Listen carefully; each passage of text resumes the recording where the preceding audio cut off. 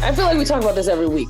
You can't criticize the good, but what do you have to say? Well, we talk about them every week because they're finding different ways to beat teams. I mean, for the longest, they were just simply out shooting teams, just knocking down shot after shot. But lately, they're showing a little bit of that defensive edge that I thought we would see more of at this point in the season as they kind of figured out who they are and what they can do. But this Celtics team is understanding that at the end of the day, it's about getting wins, stacking them win chips. And they're doing that in a lot of different ways. And that, I think, is what makes them a very difficult team as we continue to go forward, because they don't really have one or two things you can take away and expect to beat them. You try to limit Jason Tatum and force him to make more turnovers. Jaylen Brown hits you for 30, 35. If you force Jaylen to, not do some of the things he likes to do, Tatum can hurt you. Grant Williams can hurt you. Blake Griffin, they could dust the mothballs off of Blake Griffin. And he can start now and do well. So they're making it very difficult for teams to figure out a game plan on how to stop them. Yeah, I think they're playing just good basketball and doing exactly what they want to do at the beginning of the season, is get off to a fast start. And I don't think we can overplay the significance of winning at Brooklyn and at Toronto. They haven't had great luck at Brooklyn. Now they swept them. I'm talking about before then. Brooklyn's a tough team. Brooklyn's a good team at home in terms of you got two superstars in KD and Kyrie. And they pretty much handled them. They led for the last, 2.5 quarters and kind of kept pushing them back and held them 92 points. And then, Toronto coming off, had a day off, and they're very physical.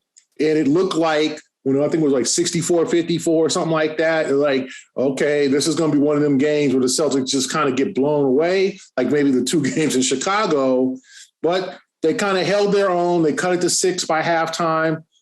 Yeah, I think it was like 54-44, something like that. Then it was 62-56 at halftime, and then just punched them repeatedly in the third quarter and took control.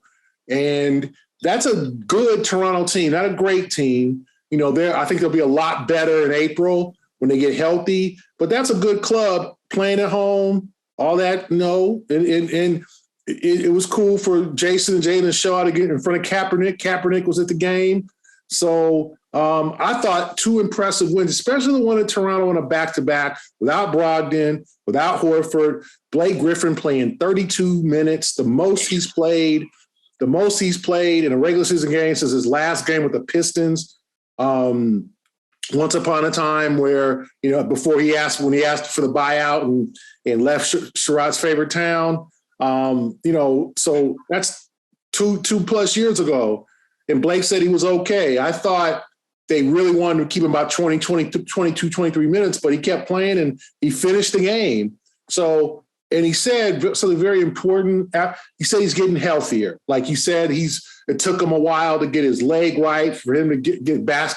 So this is a good thing that they can push him. Not saying they're going to play him 35 minutes. Now, he might not play for another week, but the fact that he played almost 33 minutes, I think is a huge sign that he's getting better. Because I just remember that game in Detroit a couple weeks ago where he played 18 minutes in the first half and he had no more in the tank for that second half. So obviously he's getting in better shape. Obviously he's in great shape, but obviously, as you guys know, there's a difference between shape at the gym and shape on the basketball court. That's 2 totally different things. So it looks like a good sign for the Celtics is Blake has his legs under him now, which is very important for a guy with leg problems. And I was just thoroughly impressed with the way they were able to win. Now, they were a little hairy in the end. They could have made some more plays toward the end, and they got a little sloppy.